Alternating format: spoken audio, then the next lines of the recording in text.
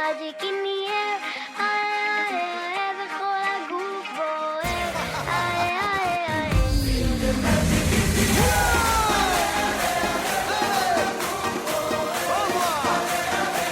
Au revoir, danser. Au revoir. Allez. Feel the magic in the air. בכל הגוף בוער. Alrighty, welcome everyone to I believe this is the third World Cup preview for the Planet Soccer podcast. I am your host today, Dylan Wilcox, up here in Michigan with my guy Reed down in Texas. We're going to be introducing the Group B for the 2022 World Cup. Probably the most notable for most of our listeners, it's the group that contains England, the United States, Wales, and Iran. There's definitely a lot of fun storylines, geopolitical, on the field, off the field, to dive into. So, Reed, why don't you kind of kick us off? What are your your key things you're looking for in this group? Yeah, well, first, you said this is our third group preview, and I'm doing the math, and this is not only our third preview for the World Cup, but it's the third time we've done this preview. I feel like we did it way back as our first episode to kind of start getting chemistry, and just overarching theme on all the previews we did before.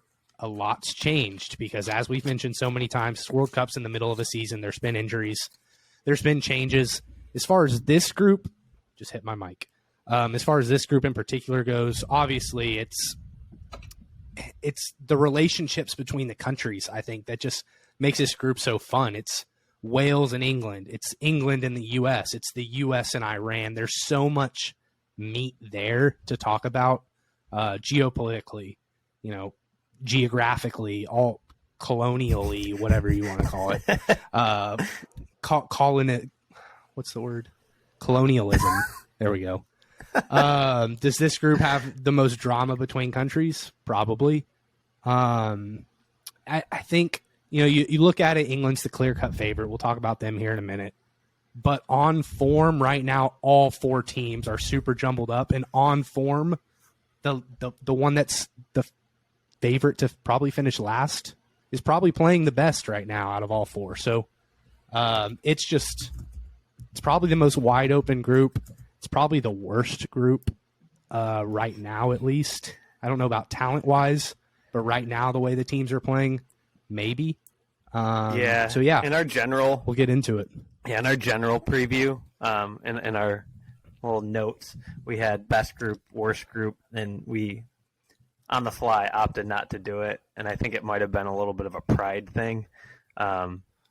Because I think right now, it's like you said, on form. I mean, there's arguments to make for a couple other groups, but on form, the way the two favorites in the group are playing, there's a good chance this is not a pretty group. This could very well end in every team with 3 draws, and it wouldn't shock me. And I don't think I could really say that about another group. But like you said, it's all so jumbled up. There's a lot of unique storylines that I think will make it more fun than the play on the pitch may indicate as of right now. But again, we're still a month away. England's run into some injury issues. The United States is getting healthy, but still playing poorly in their warm-up matches. So it is going to be a really, really unique group for a lot of different reasons. And I'm excited as a U.S. fan to be in this group because I think it is a group we can get out of. And I think there are some other groups that if we would have been placed in that kind of tier 2 spot, maybe would have struggled to get out of. But I think this is one that we certainly could get out of. So looking forward to it. And I think there's a lot of great storylines for us to kind of dive into here.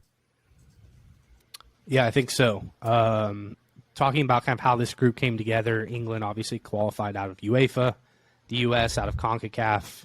Iran is the top-ranked Asia qualifying team, I believe. I have that in the notes. Yep. And then Wales and Ukraine played kind of a playoff for the final UEFA spot. It's basically like the UEFA playoff winner won, and Wales came out victorious in that one. So Wales' first World Cup since 1956, and unfortunately for Ukraine, something that they could have probably really used in this time for them. They weren't able to secure a World Cup berth, which is Unfortunate for them, but good for Wales. So let's go ahead and move on, talk about England. Start off with the favorites. Dylan, I'll let you go ahead and start off with the three Lions. Probably one of, if not the most raw, talented teams in the world, but thank God they are coached by Garrett Southgate, because that gives everybody playing them a chance. Whether you're innocent bystander, if you will, and not a non-England fan, you recognize and appreciate his questionable decisions. If you are an England fan, you recognize and despise his decisions. So I think that's one of the most notable things about this team is their coach and kind of the questionable decisions he's made. He's feeling a lot of pressure, though, on certain selections for the team sheet and the roster as a whole. That's going to make the trip down, or are they going to be on the plane, is kind of the verbiage thrown around. But I think he's one of the key storylines for that team right now.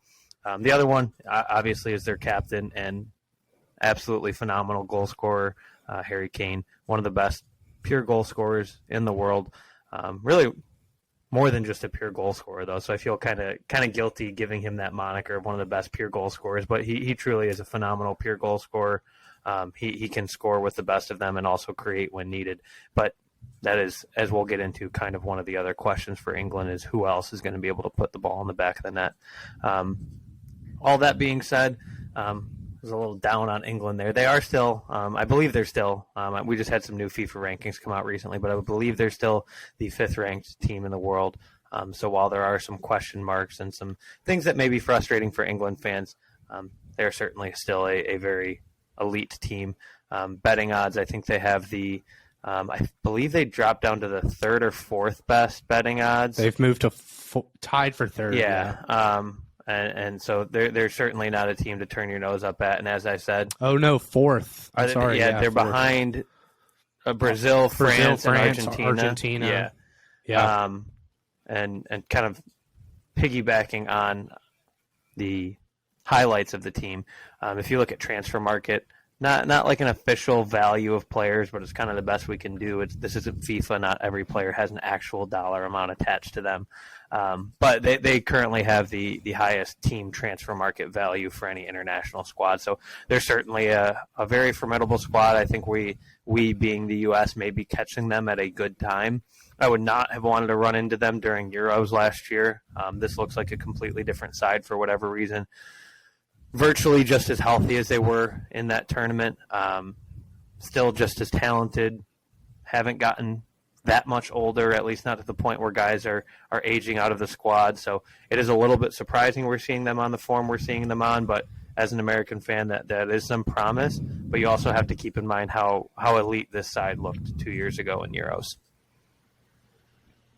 Yeah, I think, as we've mentioned, clear-cut best team in this group for sure.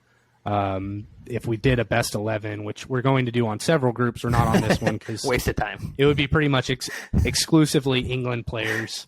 They have so many strengths when you look at their team individuals at club level, and that might just be, we consume English media who props up these English players, but there's so much individual talent that plays for great teams managed by great managers. You've got Man City players galore. You've got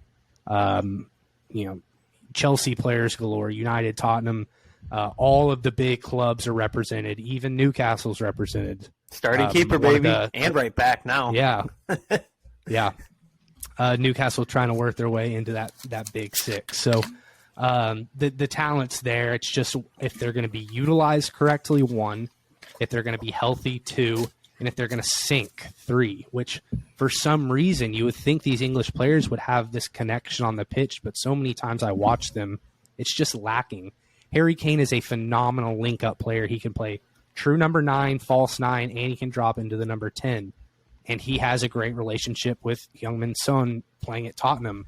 But it just feels like it's lacking there with his wingers on the England national team. And I don't know if that's just because some of these guys like Phil Foden and Bukayo Saka and Jack Grealish and all of them have so much individual talent and are the guys, or Jack Grealish isn't, but those other guys are like the guys on their club teams. It's just the dynamic just hasn't worked the last year, and I don't know what it is, and I don't know if Gareth Southgate can figure it out.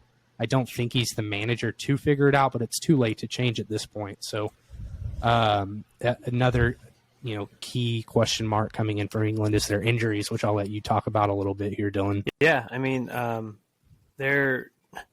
when we first recorded this, the joke when we were doing our starting 11, because it was a little bit more in depth and frankly too in depth. That's part of the reason we're re-recording. But also right back, we talked about the embarrassment of riches they had there, and it's quickly fading away. At this point, Kyle Walker is how is it worded? Is like the player is hopeful he'll be ready, not promising. And the same thing was said for Reece James. The Reece James injury was initially not thought to be extremely serious, but in the last week or so, it has come out that he will likely be missing. I think it's 4 to 8 weeks. I've seen 8 weeks. Yeah, I've seen as much as 8 weeks, which at that point would... I haven't seen as low as 4. If it's 4, then maybe he will, but I've seen 6. I've seen 6 to 8. So even mostly. if it is 6 to 8, then you put Southgate in the position like... No doubt, Reece James is your starting right back when healthy, I think. Like, sorry, Liverpool fans, sorry, Newcastle fans. Like, he is your starting right back when healthy. So the question is, if it is closer to that 4 to 6, or even if it's closer to that 6, is it worth rostering him and being down a player throughout group stage? Now, this is where being in a weaker group could help them, because I don't think they're going to be extremely challenged to make it out of the group. I joke in almost every episode that we record that they're not making it out of the round of 16, but like they're not making it out of the group. Like they will make it out of the group. So then the question is kind of where is he at 2 weeks from now, 3 weeks from now when those roster selections are being made. But regardless, I don't think he'll be there for group. You're missing Kyle Walker for likely the whole tournament. So you're left between Trent Alexander-Arnold, who you and I both have very strong opinion on. I think he's the worst good defender I've probably ever seen. I don't even like calling him a defender, though, because he's that right wing back that's much more of a right mid than a back. And then you have Kieran Trippier. Yeah, it's a modern, all the worst qualities and best qualities of a modern day fullback.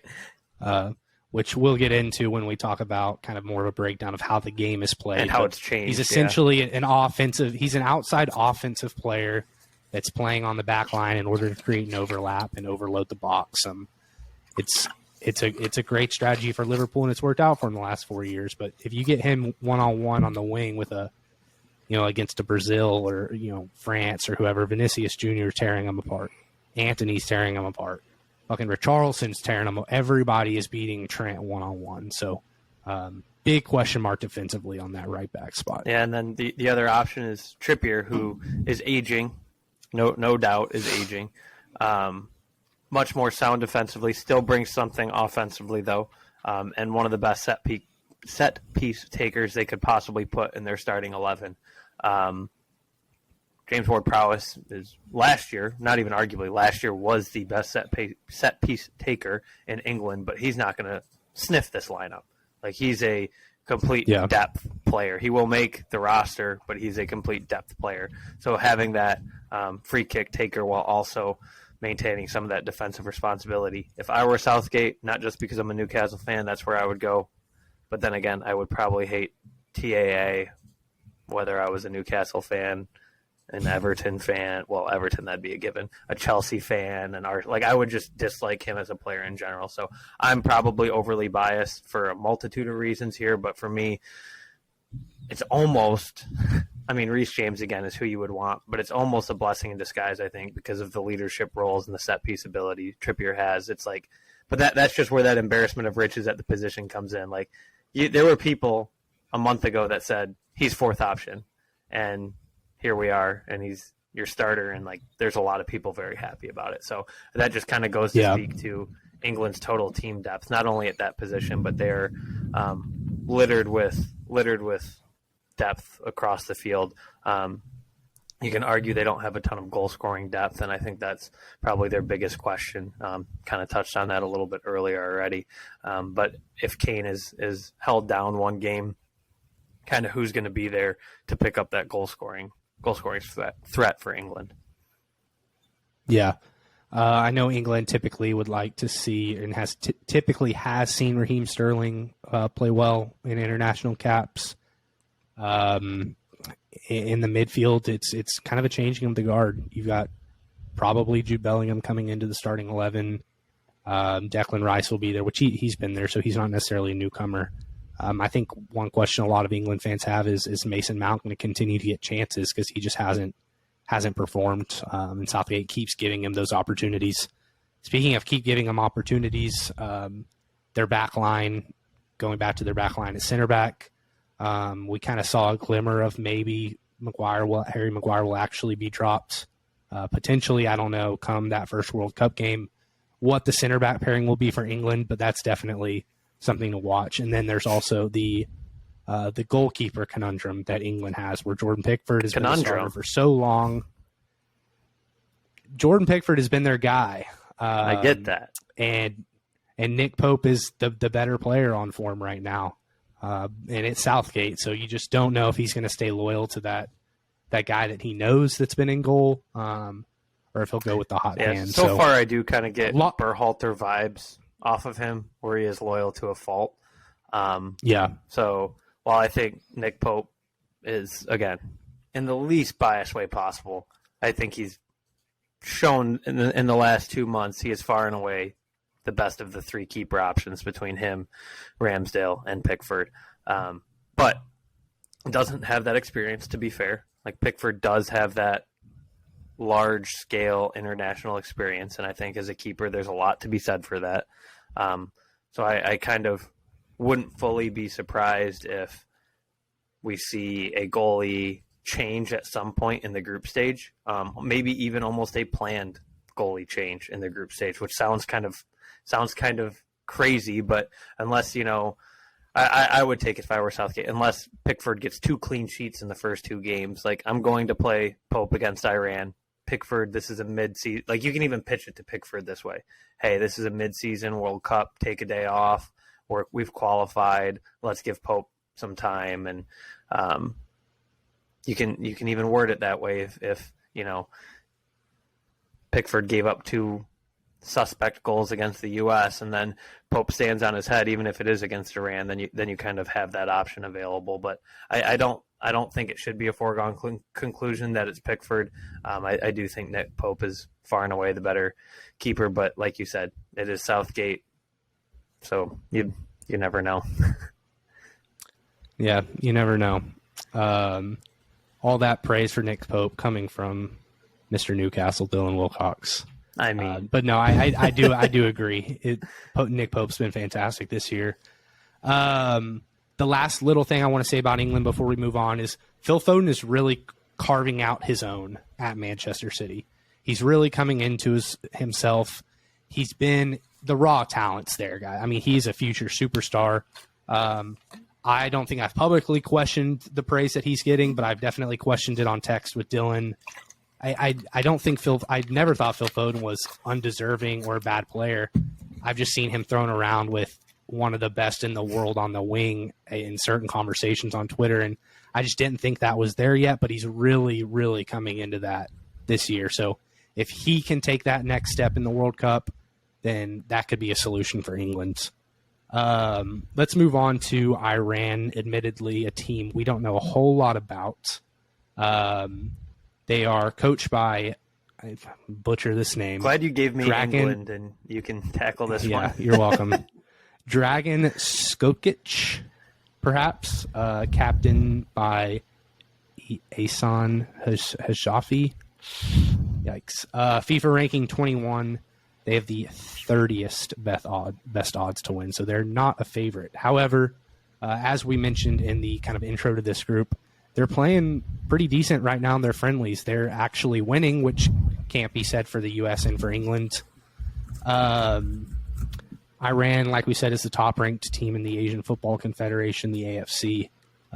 Their notable result in qualifying was a 1-1 draw against South Korea, which is a fellow World Cup participant. It's their 6th overall appearance in the tournament. Their strengths are up top with their 2 center forwards, with Taremi from Porto, who's just having a hell of a year so far, and then Asmoan with Leverkusen. And the weaknesses will be the defense, but that's just on paper. That's name-wise. They don't have those big-name defenders, but they've played well thus far. Iran's just, from what I've seen kind of in articles and such, Iran is playing really good right now, and they play together. I think they have, it's in the notes here, they have like 7 players with more than 40 international caps, so they've played together a lot.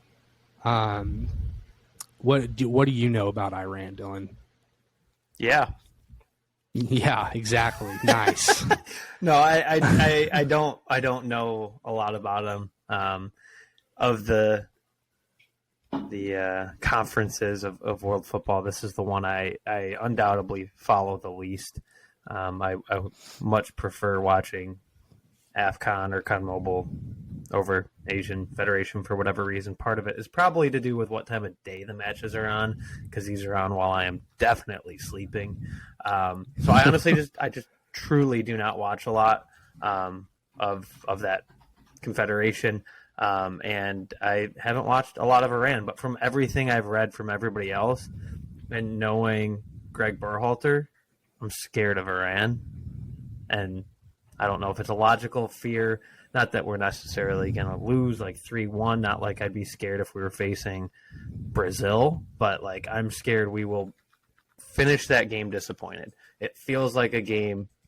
Oh, we will. Like we go on the road in CONCACAF and get a draw against, I was going to say Costa Rica, that's not a good example, but like Honduras or somebody, and it's like how Panama or something. The F did we just draw? Insert Central American team not named Costa Rica or Mexico here, and that just feels like where this game is going to end up. And a lot of those disappointing draws or losses for the U.S. are typically on the road in extremely hostile environments, and this will be I think the U.S. will be very heavily represented at the World Cup from everything I've read about ticket sales, so I'm not overly worried about an overly hostile environment. But you also wonder, is it necessarily the environment that affects the team, or is it the worldly, if you will, travel? Who knows? But any game not in the U.S. against a side that on paper we should beat scares me. Like, I'm honestly more confident to draw against England than I am to beat Iran. And, like, that's just not where it should be, but that's just where U.S. soccer has kind of taken me. So don't sleep on Iran is the moral of the story. They're the first in their confederation for a reason. And I'm excited to watch more of them and learn about them in the World Cup, but I honestly don't know enough to overly speak on them. Yeah, the consensus is pretty clear. They're capable up top. They have very little depth, and really just top-end depth and pure depth through the midfield and the back line. So they'll be tested over the course of 90 minutes versus the likes of England and even the U.S. and Wales. One quick thing of note, actually, as of today, several Iranian pundits, football personalities, high-ranking people within that world of Iran have actually requested that FIFA ban Iran from the World Cup over human rights violations, women's rights violations in particular. They claim government intervention by stopping women from entering stadiums in Iran. So, I mean, I doubt they will be banned. However, I literally just searched Iran World Cup, and that was the first article that popped up.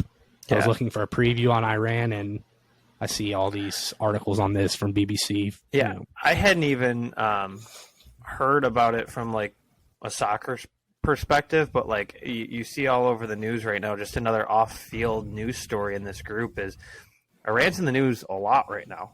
For human rights issues in their own country, which neither of these topics will I speak on a great deal because I'm not an expert, but I highly encourage you go kind of look into the protests and the protest violence that have been caused due to human rights issues in Iran. And then on top of that, there's now reports that Iran is assisting Russia in the invasion of Ukraine. So it's like there's so many political layers in this group. The Iran-U.S. game, and that's just another reason I feel like we're going to come out in a draw. Like, I feel like Iran is just going to play at their absolute best, and the U.S. is going to kind of waltz in there like, oh, this is Iran, we should beat them. And it's going to mean way more to them than it is to us. And, yeah, there's a lot of reasons right now I'm not super comfortable with Iran being in this group. And I think we'd be remiss if we didn't even mention those kind of off-field news stories that may affect the play in this group even.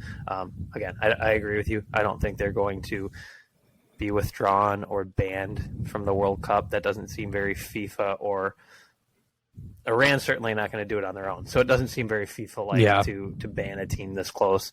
And I just don't know what solution you would come to. So I don't see that being likely. But yeah, man, you could write a textbook on the political ramifications and emotions behind this group and the history behind this group. It's crazy, and something that I'm sure the media will latch onto and shove in your face. So we will not spend too much more time doing that, because we'll leave that to the actual pundits, not us YouTube, the people that get paid, podcast pundits. Yeah. Let's talk about the United States for a second. Okay, Dylan, go ahead. As I've mentioned multiple times, led's a strong word, coached by Greg Berhalter. We don't really have a set captain at this point. I think if we had to probably pick a set one, I would guess it'd be Walker Zimmerman, although Pulisic does seem to play better with the armband, as weird as it shouldn't matter, but I feel like he plays his best with the armband, so I'd say it's probably one of those two. Currently ranked 16th in the world, 15th best odds to win the World Cup. And we've played like garbage this year. We played fairly solid in qualifying last year. We haven't played like garbage. We've played like toxic waste. Okay, that's probably a little strong too. I honestly think we've not played well. I think it looked so bad because our hopes have been up here. Sorry if you're listening to the podcast. Watch us on YouTube. Our hopes were up here, and we're performing. He has his hand around his eye level. And we're performing like down here. Down near his when chin. We used to be where he has his hand. Down here off camera. So like I do think like our expectations kind of shot through the roof a little. I still have high expectations for the team. I expect to come out of the group. I think very well could win a round of 16 match, and I'd be very content with that result. But I do think a lot of us, myself included, were putting the cart in front of the horse a little bit, getting a little overhyped about this team. And I think 2022 has kind of brought us back down to earth a little, because throughout CONCACAF qualifying, the thing was we can't be beat at home, and the only reason we're not running away with points is because of these bad fields with bad turf and crazy fans and no VAR. Like, we sounded like Klopp for all of qualifying, complaining about being in CONCACAF, when the reality is a lot of that is just world football. Like, there will be adversity in world football. And I think we're starting to see, like, maybe we aren't as tough and world beater as we thought we might be this year. Yeah, I don't know. It's frustrating. Like, we weren't wrong to put our expectations through the roof, because there's a lot of talent in this side. So I don't know if it was as much putting our cart in front of the horse. Is that what you said? What's the thing? Yeah, cart in front of the horse, as it was just cart. So yeah, cart in front of horse is bad. So you want horse in front of gotcha. Okay. I think it was just underperforming. I think they just it's the talent's there. Like, the expectations were reasonable, and have been reasonable and are reasonable. I think there's no reason that this team shouldn't be playing better and shouldn't be playing like we saw them play in, the Gold Cup or whatever it was, when that summer where they beat Mexico twice in Estadio Azteca, and they lifted 2 trophies. And I don't know. It feels like, well, one, there's injuries. 2, there's been the frustration with Pulisic not getting playing time. It's really unfortunate to have your best player just not getting minutes for his club side, which it's gotten a little bit better. But he's still not a consistent starter, a consistent player. It would be nice to have him firing on all cylinders, similar to what Iran has in their strikers up top. But couple that with the fact that Greg's not picking the hot hand. You got a guy in Jordan Pefok in Germany, a top 5 league in the Bundesliga, leading the number 1 team in the Bundesliga with goals. I mean, he can't even make the squad.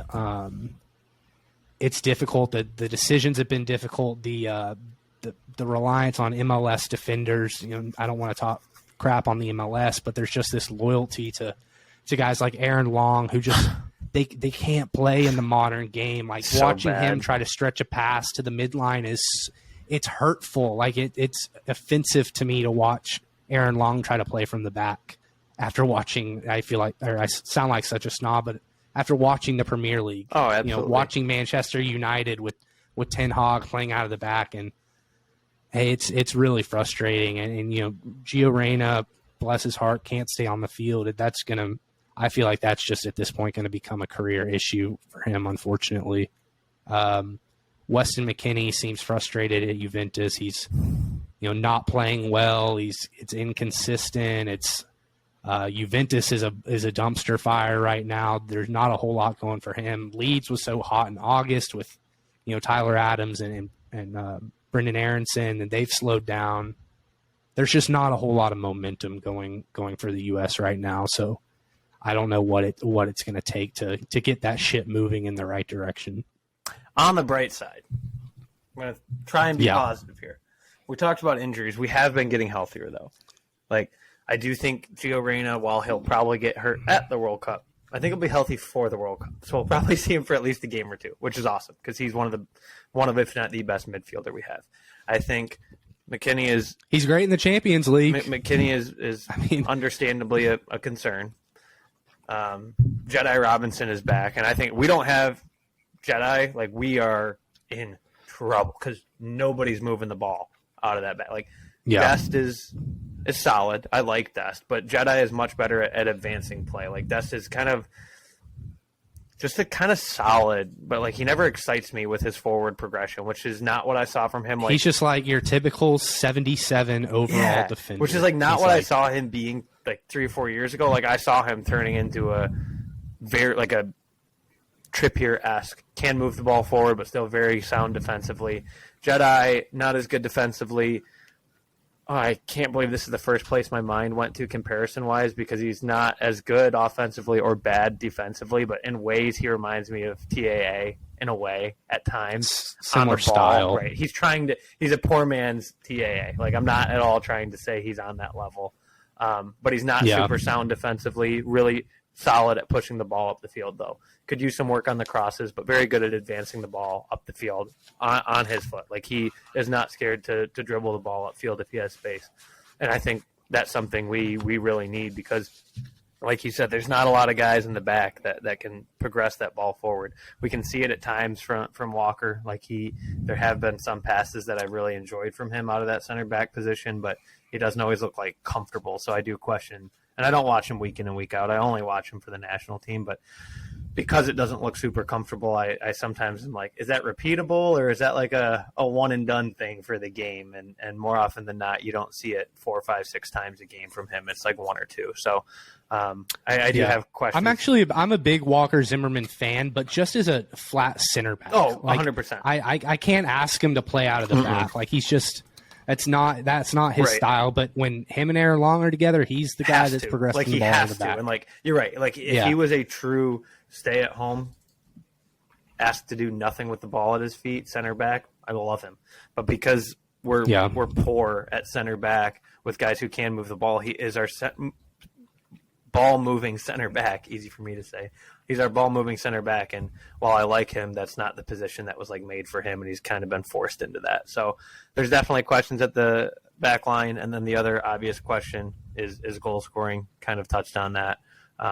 Pulisic at times can be a good goal scorer from out wide, but really we don't have that number 9 out-and-out goal scorer. We've seen Ricardo Pepi step it up in the Dutch league since going out on loan from Augsburg. I think he's got 6 goals this year in 9 games, so he's starting to find it, but we saw how unsuccessful he was in the Bundesliga and how unsuccessful he was with the U.S. national team in the last year, so is he getting hot, feeling good, and going to go on? Outside of those like 2 games in December where we really needed him to be great, and he was great. And everybody got super maybe excited. He's just a big game player, and maybe he's a momentum guy. So maybe going and having success in a lower league will build that confidence, and that's half of what being a good striker is having that confidence in yourself and your ability. So maybe he'll gain confidence. Maybe he'll be there. Maybe we'll finally give P-Folk a legitimate chance, because I don't know if I've ever seen him given a true legitimate chance by Greg. So there's a lot of questions around the team,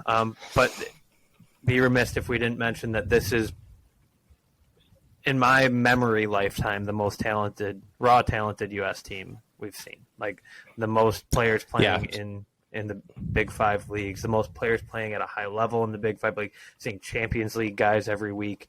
So, like, this is a supremely rawly talented group. I do think we were very fortunate to be placed in the group we were placed in, though, because it does feel like a group that you can't win a championship on talent alone, but you can advance a group on talent alone, hopefully. And I do think that's kind of where we're at, is we may not play great, but I think we're likely to advance on talent alone. Yeah, the progression of this golden age of U.S. soccer, which is what we've been calling it for the last however many years, they're all going to be coming into their prime kind of at the same time within the next few years. Hopefully it lines up for a deep World Cup run in 2026. Obviously missed it in 2018. This is kind of that bridge year.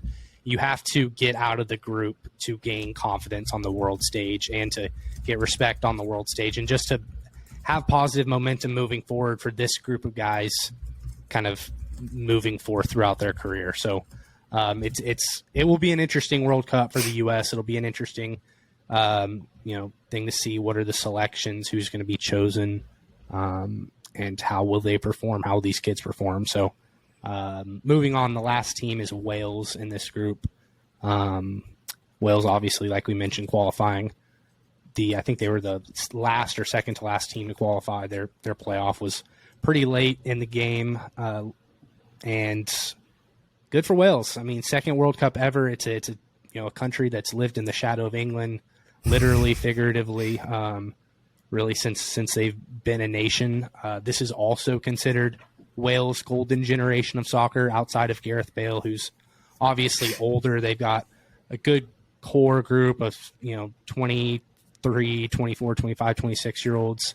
That group led by Brennan Johnson and Dan James and guys like that, real burners up top. And then they've got some pretty sneaky, sound defenders. I watch one each and every week, and Ben Davies, who's been really solid at left center back for Tottenham. Joe Rodon, who's a Tottenham player who's out on loan in the French league right now, he's been man of the match like 3 of, I think he's at Rennes, maybe. Yeah, he's at Rennes. Yeah, he's won several man of the match awards this year. They have no elite talent on their squad. Even Gareth Bale, who always plays up once he puts on that Welsh shirt, he's been relatively missing even in the MLS this year. So Wales, talent wise, they're not there with the U.S. and with England, but they're going to be pumped to play in this World Cup, and they'll show up, I feel like, at least. No, absolutely. And we can say they're not as talented, but like it is still, like you touched on some guys, it's still a very, very talented team. Like Aaron Ramsey's a very solid player. Nico Williams was like the Liverpool second coming for so long. They gave up on him, but he's like 20 and he's got like 30 caps or something like that. Like, very young, up and coming fullback that has a lot of promise, and they have experience. Like if you look at their roster, there were multiple guys with hundreds of caps, which isn't always super common. So it is a young side that has, like you said, kind of has the burners to take it to teams, but it also has a bit of experience when needed to kind of rally the troops and teach the younger players what it's like to play on this large of a stage. So yeah, it's a team that I think will be interesting. I think it's a team that even when we'll wrap up our episode with it, but even when doing like my predictions, I probably took a little lighter than retrospectively I will have liked. Once group play is done, I do still think it's a team that will, for good reason, is not favored to advance, but I do think it's a team that I by no means would be surprised to see them advance over the U.S. Yeah, I think if Gareth Bale can be the guy he normally is when he puts that dragon on his chest, then Wales can advance. Absolutely. He will break a scoreless draw versus the U.S. or a 1-1 draw versus Iran, whatever the case may be, and he'll take that game over if he is himself. And it's, to be seen whether he will be, but it's kind of a cliche. We've said it several times. We'll say it for other groups and other teams. Some players are just different when they put on their national shirt, whether it's regardless of their age, their ability with their clubs, Jordan Pickford, who's a fine goalie for his club, but is just at different level, with an English shirt on. Yeah. Gareth Bale's the same way. With Wales, it's just a sense of elevated confidence. And I think Gareth Bale feels more responsibility. He feels a prideful responsibility. He wants to do this. It means something to him, which I don't think his time with LAFC is really meaning anything to him. So that's a great place to go and rest up before the World Cup. Yeah, it is. They're absolutely. likely. I think the X factor. They're likely to get knocked out. I think today, possibly. I think they play today. They either play today or tomorrow, and then he's got LAFC. Yeah. I think it's. I don't think they play the Galaxy. I think Sunday. I thought it was, for some reason. I thought it was like soon, but like there's a very good chance that they lose that game, and he's got a whole month off. Like, LAFC's favored, but like. Oh no, you're right. Today. My bad. I kind of thought it was either today or tomorrow. But like, I mean, LAFC's favored, but it's a very losable game, and then he's done for a month. And even if they go further, like he's going to be done early. And I think that was probably part of his appeal because he is getting older. And like you said, this probably doesn't mean the world to him, the MLS playoffs. It's probably more about, getting ready for the World Cup and making sure he's as fit as possible. Yeah. I think X factor for Wales, other than Bale, is going to be Brennan Johnson. I think Nottingham Forest has obviously had an iffy time this year, to say the least. But he's a very capable attacker. I think Wales will be solid on the back line. They're going to be tough to score against, especially with some of the offense that the U.S. presents, at least. And then if England can't get it together on their link-up play, then Wales will have the ability to take it to England as well. Let's go ahead and get into our predictions for this group. Dylan, I'll let you start. So I'll just kind of run through my 1 through 4 and like a brief explanation of how I got there. Despite England's recent woes, I do have them finishing in first with 7 points, with wins against both Wales and Iran. I see them likely, as much as I give them a hard time, likely dominating a lot of play in a lot of these matches. They are just supremely talented. I see them outshooting and outpossessing every team in this group by a decently wide margin. However, you will notice I did not say I have them beating the U.S. I do have the U.S. finishing in second, finishing on 5 points with a win against Wales, only a win against Wales, and then a draw against Iran and against England. It's kind of stepping out on a limb there. I feel like I'm really disrespecting Wales, and it's less of a disrespect to Wales and more, I don't see the U.S. not beating one of them, and I am just so convinced we draw against Iran. Like, I don't know what that bet I'm going to be able to place is, but it's probably going to be like plus 580, and I'm going to lay a little sprinkle on it because I just have this stinging gut feeling that we're just going to draw against Iran, and I have no football backing or knowledge or scheme or anything behind it, but I just have a really bad feeling. We do get a draw there, but I do think we'll beat one of them. So then that puts Iran and Wales. I do have Iran finishing in second with a draw against Wales, as well as that draw against the U.S. Wales is kind of a look ahead before Wales faces off against England.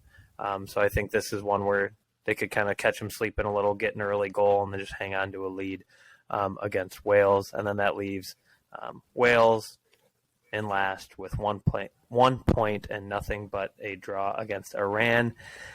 And my big kicker on my predictions, we just talked about, how well Gareth Bale does play for Wales. I do have him going scoreless in all 3 matches, and that being why Wales struggles. I think the rest of Wales has a very good chance of looking very good. I know I am probably a fool for betting on Gareth Bale to not score at least 1 goal in 3 matches playing for Wales, but that is how and why Wales I have finishing in fourth. I forgot you had that prediction. Hot take. It's a good one. clip that, put that up now on TikTok, make me look a fool when he scores a brace against the U.S. and we lose to Wales. Yeah, I was just thinking that now that you just secured a brace for for Gareth Bale against the U.S. My prediction's full of draws. Got England going through on 5 points with a win against Iran and a draw versus the U.S. and Wales. I got the U.S. and Wales each with 3 draws, and then Iran with 2 points. I think the U.S. gets through in second on total goals scored because they're going to draw with Iran 3-3.